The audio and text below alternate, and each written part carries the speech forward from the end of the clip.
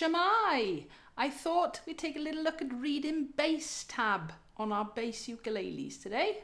So if you have seen any of my bass uke lessons so far, I've been showing you where the notes are on the fretboards so you can go away and play your bass ukes with other musicians in your ukulele groups or using play-alongs online. Today we're just going to take a really basic look at reading tab. Now, tab has got its uses. It's not full music notation. I'll do that in the future. What tab does is make it very easy to be able to find notes on your bass ukuleles. It doesn't necessarily tell you what the note is called. It doesn't necessarily tell you how long to play the note for, but it's a nice, quick, easy way of finding the notes on our fretboard.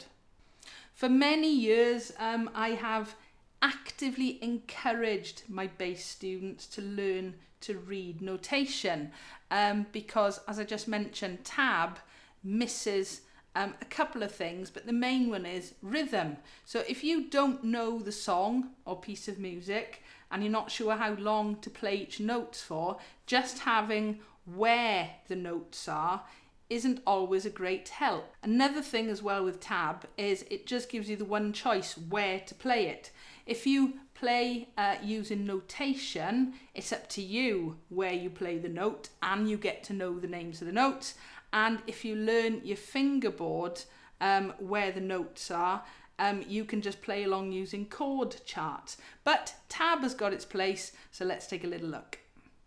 So tab in its most basic form, if you can see those 4 lines, those lines represent our strings. Now, if you're looking at your bass uke, either looking overhead or have it facing towards you, the top line, the same as on the tab, is your thinnest string.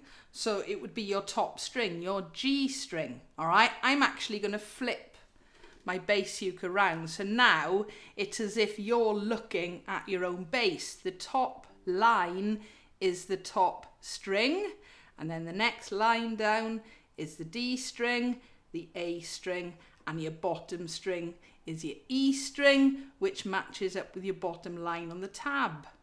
Okay, so the nought, that just means open string, no fingers. All right, so the nought on the top line would be your open G, the nought on the next line is your open D, your open A, and your open E at the bottom. So the noughts or zeros are open strings. If there are numbers, it's just the fret. Okay, so 1 on your top line would be your first fret on the G string. 1 on your third line down would be your first fret on the A string. If we go jump up and say you've got a 3 on your bottom line, that would be your third fret or G note on the E string. Okay, so the horizontal lines are your strings, the numbers are your frets. With me so far?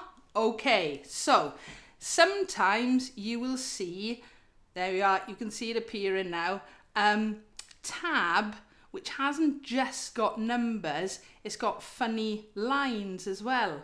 Now that is just indicating a rhythm. And in fact, if I put, look, there's notation, then there's tab with rhythm, and then there's tab at the bottom with just the numbers, so no rhythm, basic tab. That just compares, okay? And all I'm going to do now is play that line, all right? Nice and simple. It's just a scale, but you will see it on each of the 3. Notation, tab with rhythm, and plain tab.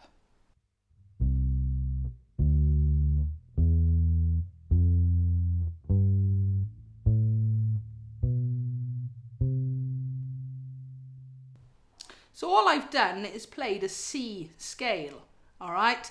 Looking at the tab and the notation, you can see it's all the same thing, all right? So it would be the 3 is going to be our 3rd fret on the next line up, okay, which is our A string. Then we've got open, then we've got our 2nd, so that's 2nd fret. Then we've got 3, so that's our 3rd fret. Then we've got another open or 0. Then we've got 2, so that's our 2nd fret. Then we have got 4, 4th fret, finishing 5th fret, 1, 2, 3, 4, 5. And remember, you're looking at it that way, okay? So 1, 2, 3, 4, 5 on our top string.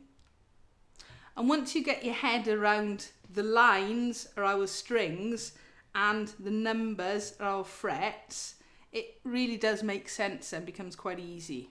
But remember, you're not getting the whole picture. Often the rhythm is missing and it's just telling you one place where to play it, not giving you the options. So using tab, let's just try a nice simple walking bass line.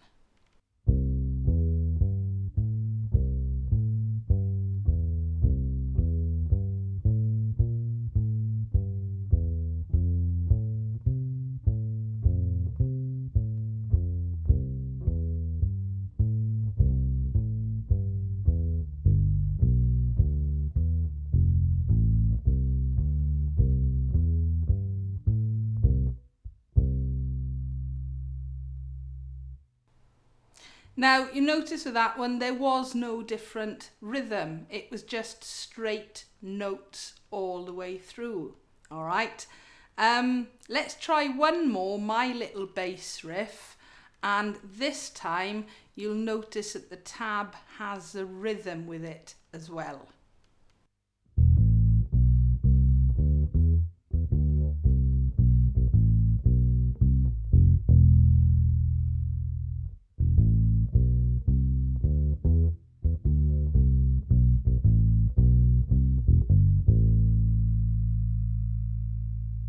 So hopefully you can see there now how those tabs fit with what I'm playing. Tabs are a great, easy way of learning things. It makes it much better if you already know the song, so you've got an idea of what the rhythms go like, or if you use tabs with rhythms on them. They're not perfect, but it's a nice, quick, easy fix sometimes. Should also mention, on your bass ukes, you can use bass guitar tabs as well. They're exactly the same principle. The line is your string, the frets are your numbers. You are just a simple guide today, a nice introduction to bass tabs. I do hope this has helped.